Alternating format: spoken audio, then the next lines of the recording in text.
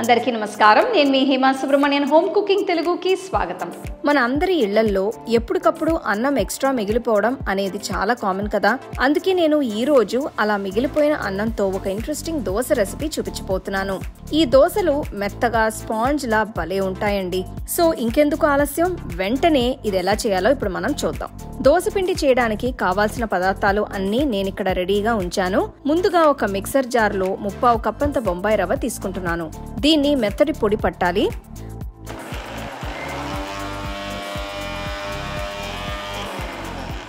ఆ తర్వాత దీన్ని పక్కన పెడుతున్నాను. ఇప్పుడు ఇంకొక పొడవాంటి మిక్సర్ జార్లో 2 కప్పులంతా మిగిలిన అన్నం, ఆల్రెడీ పొడి పట్టిన బొంబాయి రవ్వ, 1/4 కప్పంత బియ్యపిండి, 1/2 టీ స్పూన్ ఉప్పు, 1/2 కప్పంత పుల్లటి పెరుగు వేసి ఏమాత్రం నీళ్లు పోయకుండా ముందొక్కసారి రుబ్బుకోవాలి. తర్వాత ఇందులో కొన్ని నీళ్లు పోసి ఈ దోశ పిండి బాగా స్మూత్గా అయ్యేట్టు రుబ్బాలి. నీళ్లు మొత్తం ఒకేసారి కాకుండా కొద్ది కొద్దిగా పోస్తూ పిండి రుబ్బితే బాగుంటుంది. దోశ పిండి ఇలా స్మూత్గా రెడీ అయిన తర్వాత నేను దీన్ని మొత్తం ఒక పెద్ద బౌల్లోకి ట్రాన్స్ఫర్ చేస్తున్నాను. అంతే అండి, దీన్ని పులియపెట్టాల్సిన అవసరమే లేదు. సో ఇప్పుడు మనం దోశలు వెంటనే వేసుకోవచ్చు. ఒక పెనాన్ని వేడి చేసి దాని మీద ఇలా ఒక గరిటెతో పిండి వేసి స్ప్రెడ్ చేయకుండా అలానే వదిలేస్తున్నాను. ఇవి మినీ దోశలాగా మెత్తగా ఉంటాయి. మీకు కావాలంటే వీటిని లైట్గా రుద్ది కొంచెం క్రిస్పీ దోశల్లాగా కూడా చేసుకోవచ్చు. ఈ దోశలకి అంచుల్లో నెయ్యి కానీ నూనె కానీ అప్లై చేస్తే బాగుంటుంది.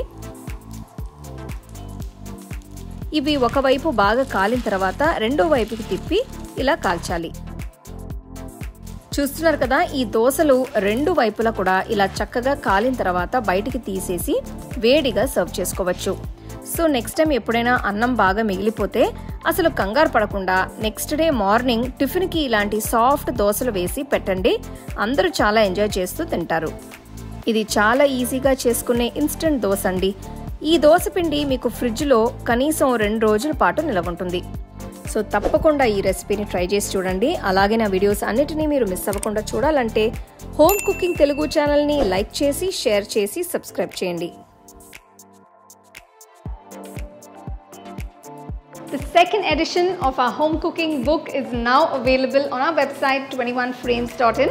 I'll give you the link in the description. You can go and check it out. The book is currently available only in India for now, so you can place your orders on 21frames.in.